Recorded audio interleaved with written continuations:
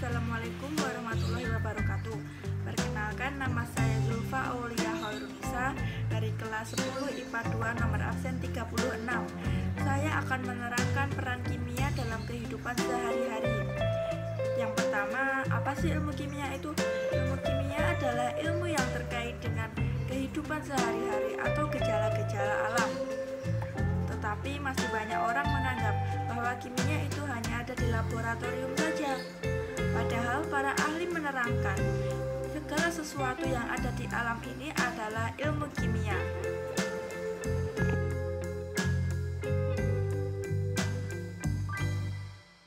Berikut ini adalah peranan kimia dalam berbagai bidang di kehidupan sehari-hari. Yang pertama ada bidang kesehatan. Ilmu kimia cukup memberikan kontribusi dalam bidang kesehatan. Salah satunya memudahkan dokter mendiagnosa penyakit. Yang kedua, ada bidang pertanian.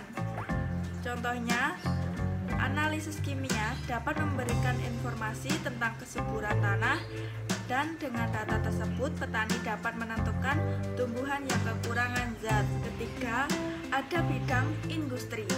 Contohnya, semen dan cat berasal dari hasil yang riset yang berdasarkan ilmu kimia. Juga kain sintetis yang merupakan penerapan ilmu kimia. Yang keempat, ada bidang biologi.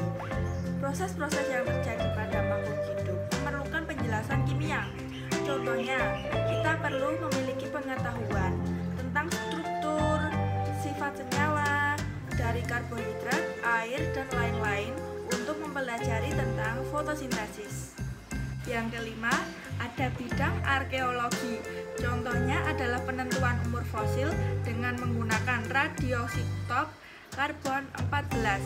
Yang keenam, ada bidang hukum. Contohnya pemeriksaan DNA.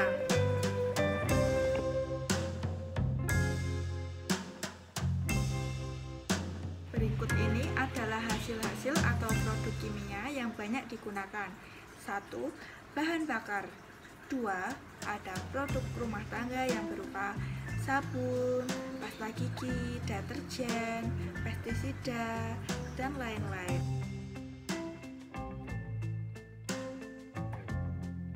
Berikut ini contoh penerapan ilmu kimia dalam kehidupan sehari-hari.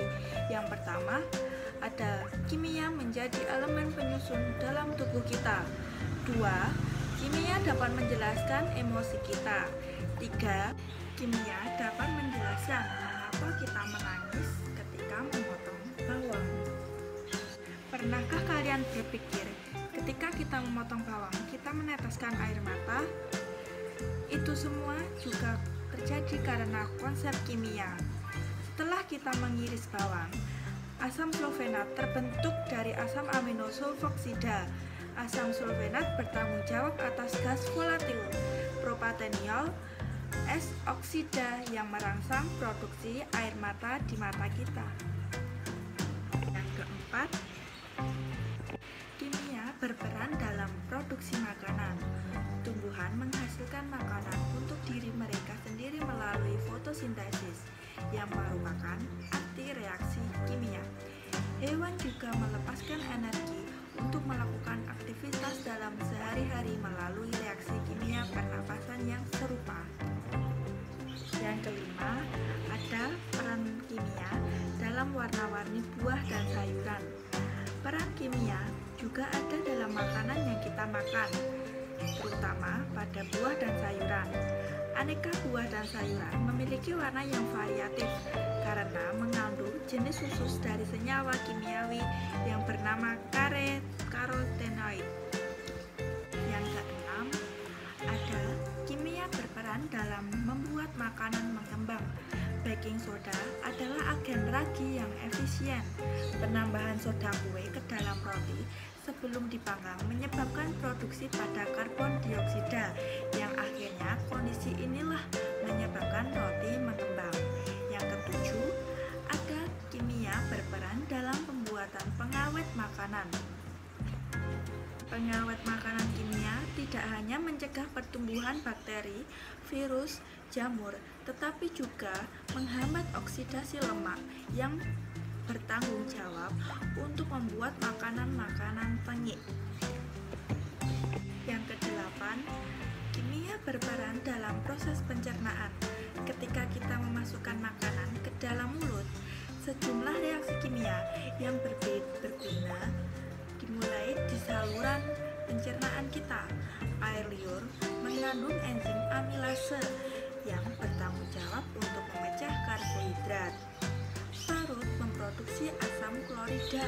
Hati melepaskan empedu dan senyawa yang berguna dalam membantu proses pencernaan. Semua enzim pencernaan mengalami reaksi kimia sehingga pencernaan yang tepat serta asimilasi makanan terjadi.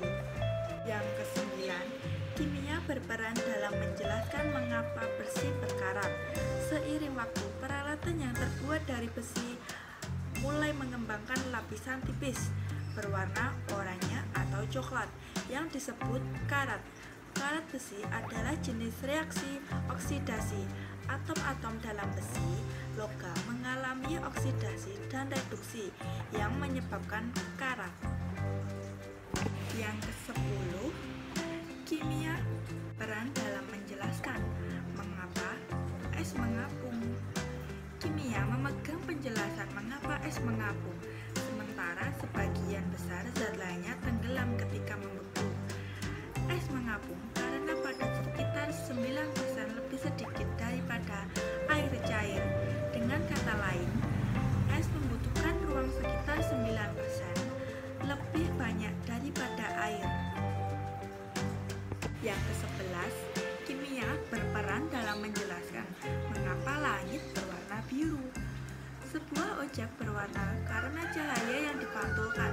Cahaya putih dari matahari mengandung semua panjang gelombang, tetapi ketika itu berdampak pada suatu objek, beberapa panjang gelombangnya diserap dan beberapa dipantulkan.